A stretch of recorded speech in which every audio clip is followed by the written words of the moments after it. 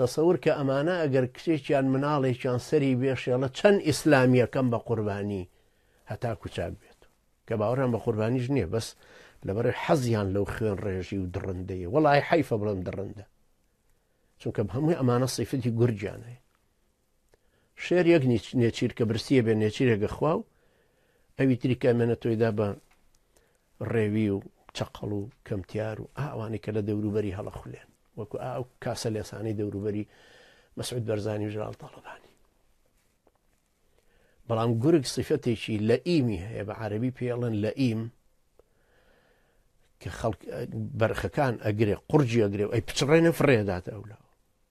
بەرخێکی ترەگرێ مەڕێکی ترەگرێ قورجیە بچڕێنە فڕێداتە ئەولاترەوە هەمویان قورجیانە بچڕێنە فڕیانەداتە ئەولاوە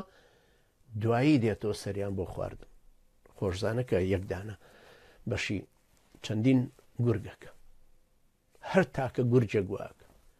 جابزانە کام مەسئولەی پارتی وێچێتی صیفەتی گورجی نییە ناوکەین بۆ بنووس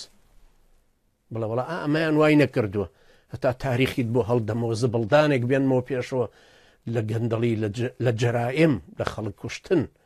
لە تەدریب پێکردنی حیمایەکانی وەرە بزانە خەڵک بکوژە با دەسەر ڕابێ لەسەر خەڵک کوشتن چێژە کوژێ ئەوەی کە دانیشتۆ دەستیان لە دواوە بەستووە